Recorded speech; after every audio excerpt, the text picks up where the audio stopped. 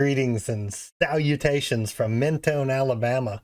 Out here on a little vacay, just checking everything out. And since we have a lack of people to interview for Sundays, I figured I'd try something new. If it's not well received, then we won't do it again. But this is just an experiment to see what's happening.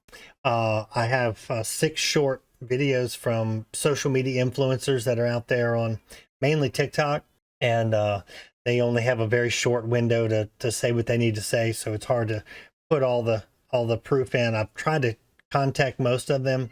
I've verified a couple of them, at least the first one for the impeachment articles. I know he's announcing some federal judges with impeachment articles filed in Congress, so that's good news.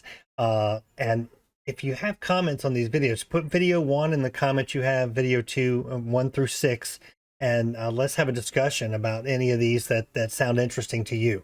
So they sounded interesting to me, or at least worth checking out further. I just can't verify everything all the way through, and some of you may already be working on these things, and I just wanted to see if any of y'all know anything about it and see if this is a fun experiment that we can do in the future and maybe bring new ideas. I don't know, but if there is, again, comment video 1 and make your comment. Video 2 can make your comment.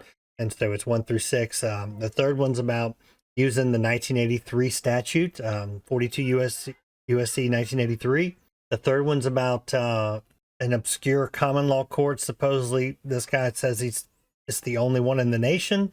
I'm beginning to think he's right, or there at least isn't any common law in the judges that we've come across. The fifth one's about property taxes, and the sixth one's about the post office. I've always said there's something to the post office once I discovered the 2-cent stamp thing, and there's something more than meets the eye there, and we'll see what y'all think. So, like I said, if it's not well received, we won't do this again, but I thought this would be a fun little exercise in getting some outside people talking without having to put them in the Telegram group and then kick them out because we don't like what they're saying. So I thought that we would put them here and see what everyone says. And without further ado, here are the 6 videos. So the MAGA movement is going to do something that hasn't been done in decades. Going to start impeaching Marxist federal judges. The articles of impeachment have already been written for 4 radical judges. Oh, and by the way, this is exactly what we voted for. Check it out.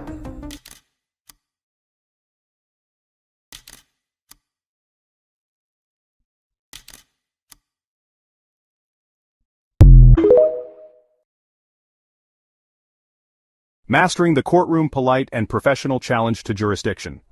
When you appear in court, it's crucial to assert your rights calmly, professionally, and respectfully. By appearing courteous, cooperative, and completely harmless, you disarm the judge's aggression and maintain full control. Remember, appearing argumentative labels you as disruptive. The goal is clarity and due process, gently forcing the court to either prove jurisdiction or quietly dismiss the matter. Here is an effective and professional script demonstrating how to assert your position. Judge, do you understand the charges against you? You, defendant.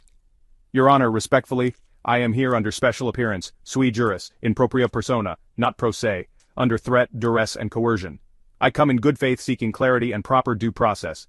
Before proceeding, I must fully understand the nature and cause of these charges. Could you please provide some clarification?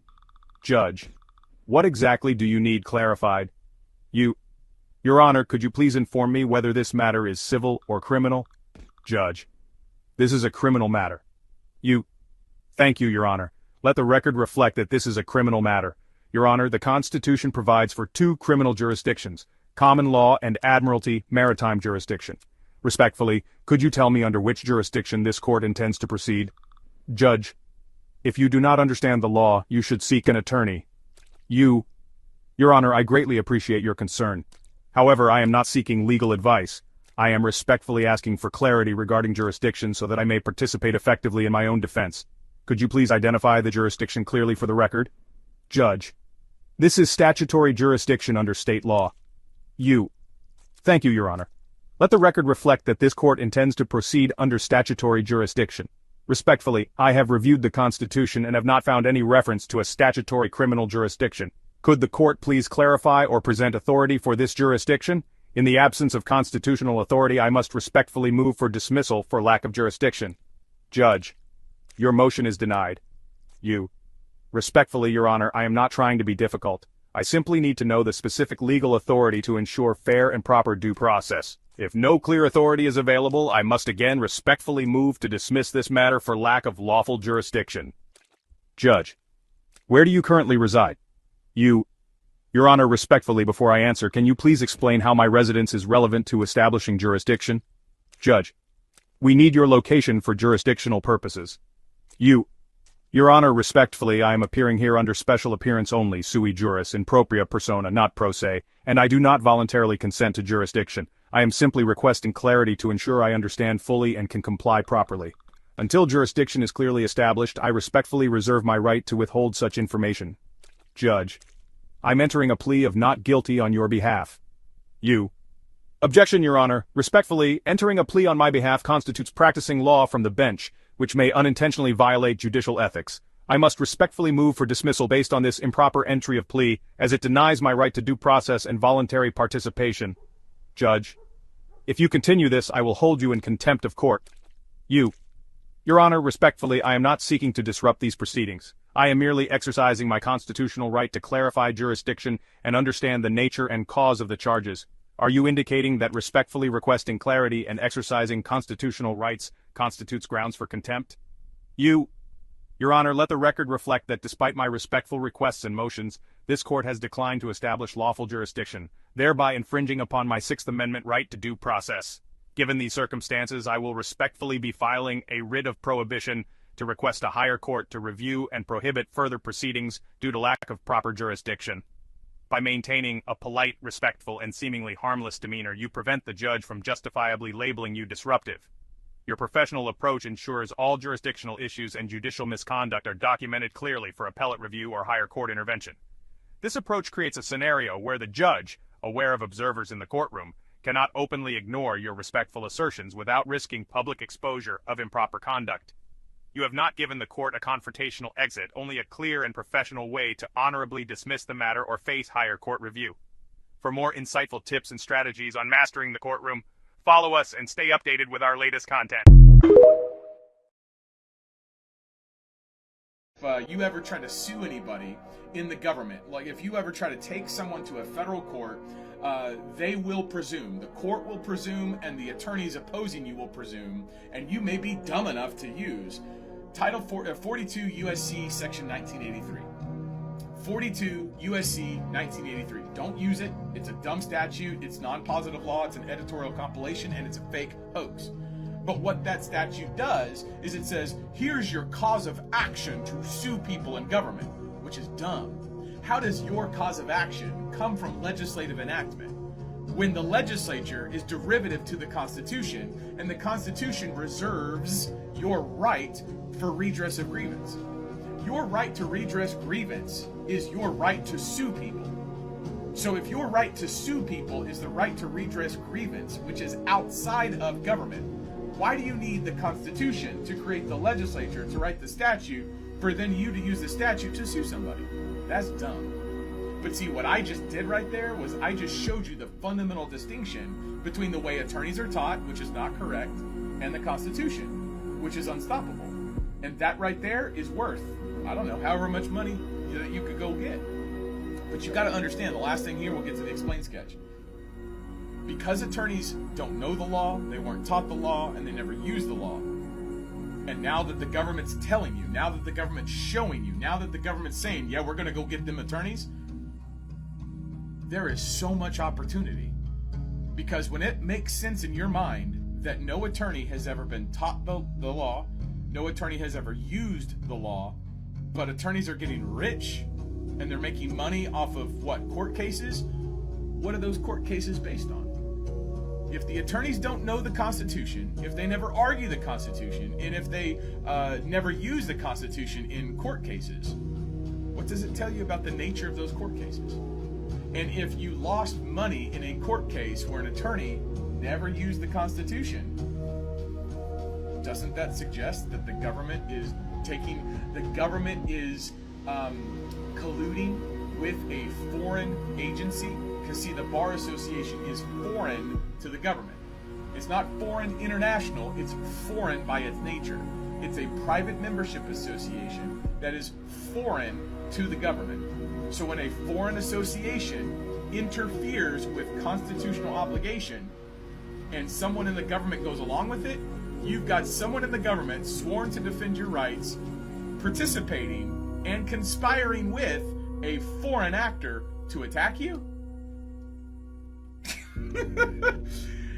You will see judges throw attorneys under the bus faster than anything. We are entering, by God's grace, we are entering the age of truth. We are entering the age where reason and logic and sincerity and clarity and simplicity is going to be the power. You never swore that I did you wrong. You interfered with my constitutional right to privacy. You interfered with my constitutional right to due process. And you did it for money. Oh, yeah. Yes, you did. And when the judges figure this out, when the judges realize they've been participating with a foreign association against the Constitution, you will see them throw attorneys under the bus all over the place. And it will get to the point, Lord willing, it will get to the point where the attorneys will stop being attorneys and they will try to rebrand, or they will move to another state, or they will do something. They will all try to learn the law like Dave Jose teaches. They will all try to sound like what I'm doing. They will all try to say the Constitution and the common law. You will see it. You watch it. They will all start to say these things because they will realize the nation has flipped. The battlefield has completely changed, and everything that they have and everything that they've used is not only wrong and powerless, it's unlawful and evidence that they're breaking the law. When that hits them and they make that connection, they will very quickly change their tune. And I'm saying this knowing that there are attorneys and government actors who watch what I say. I know they're watching what I say. And I know 2 years ago when I started telling them this stuff, they were like, yeah, this guy's crazy, sovereign citizen. But now I got White House counsel saying big law schools, law firms, Bar Association. I got the President of the United States coming after the Bar Association. I got members of the Senate Judiciary Committee coming after the Bar Association. I got the Supreme Court coming after the Bar Association and attorneys. The nation's changed, bro. The nation has completely changed. The nation has completely changed. Completely changed, by God. Okay. What's up, everybody? So, I'm going to tell you a little story. And that story, I hope you like and you share, because this is true. So I'm going to answer your questions why you have no rights. And I'm going to tell you why you're being crapped all over. And I suggest you share this video as fast as you can before they take it down. The reason that you don't have any rights is because you don't have any common law courts in the United States. Well, you have one, and you don't know where it is. And all the attorneys and all the judges are against you. Your entire system knows that you're not smart enough to exercise your rights. So I'm going to tell you where to go, and I'm going to tell you what to do. If you've been crapped on by a judge, or you've been crapped on by a government officer or agent, you need to go to the United States Court of Federal Claims, which is 3 buildings in front of the White House on the right-hand side, and it's the red building. In 1854, the Whig Party had died, and the Republican-Democrat Party split into 2. It's one party working together. It's all a facade. Lincoln and his boys took over the government, and President Franklin Pierce knew it, and so did the legislatures. So they passed the United States Court of Federal Claims, a court of law and fact, for citizens when the government does them wrong. If you've been wronged by a judge, and this includes Donald Trump, I'm independent, I don't really care who the president is because it's all a joke. The reason you're not getting any answers is because your stupid attorneys are taking you to the wrong place. That's right. They're either stupid or they're lying to you because they're all working together. If you want to punish a judge, there's only 3 United States courts in the world. And guess what? They moved them all off of the shores of the United States. They're called territory courts. One is in the Mariana Islands, one is in Guam, and one is in the United States Virgin Islands. You don't have any rights because you don't have any courts. And judges are out of control because you don't have any place to punish them. I suggest you share this as fast as you can before they take it down. These are the facts.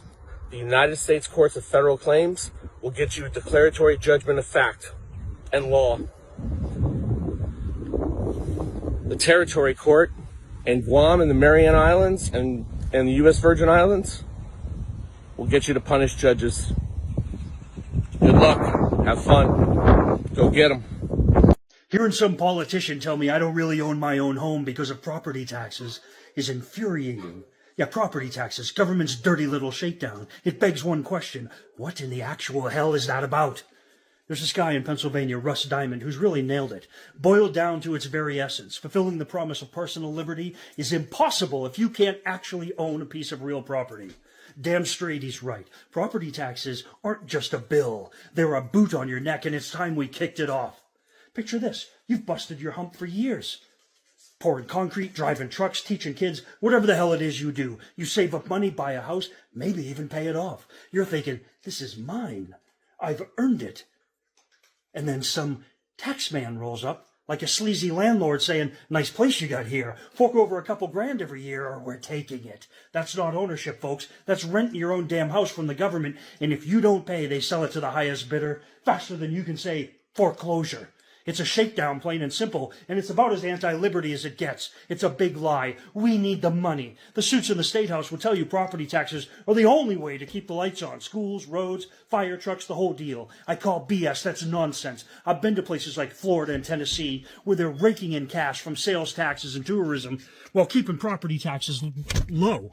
Their roads aren't crumbling, their kids aren't fucking illiterate, and the firehouses aren't shuttered. Meanwhile, high tax dumps like Cleveland are bleeding people faster than a stuck pig. The truth is, states don't need property taxes, they want them. It's easier to squeeze you than tighten their own belts. Look at the numbers. States are drowning in revenue. Sales taxes, income taxes, federal bucks, it's all there. Pennsylvania, New Hampshire, they've got billions sloshing around, yet they still hit you with a property tax bill every year like clockwork. Why? Because they can't be bothered to cut their own fucking waste or tax the corporate fat cats hiding behind loopholes. They'd rather stick it to the guy who just wants to grill burgers in his backyard without government liens hanging over his damn head. It's lazy, it's greedy, and it's a lie they've been peddling for too long. The real dirty work? Who's getting screwed? Here's where it gets personal. Property taxes don't just hit the rich guy with the McMansion. They clobber the little guy, the retiree on a fixed income who watches his tax bill climb higher than his Social Security check, or the young couple with a kid on the way,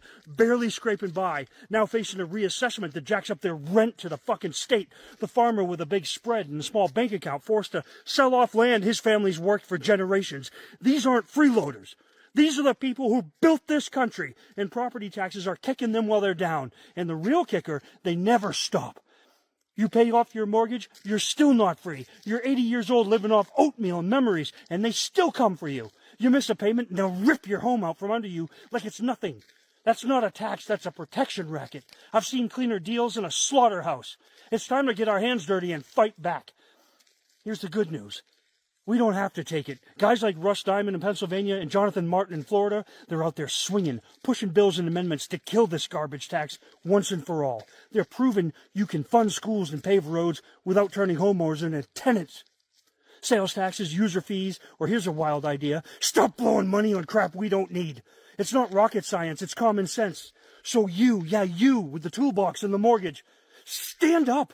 You deserve to own your own home, not lease it from some pencil pusher who's never held a fucking shovel. This isn't about dodging responsibility. It's about demanding fairness. You've earned that roof over your head, and no government goon should be able to yank it away from you because you didn't pay their fucking toll. Join the fight. Back the rebels tearing down the scam. Let's make property taxes a bad memory like 8-track tapes or fucking leisure suits. Your home's not their piggy bank. It's yours. Time to take it back. Let's get to work.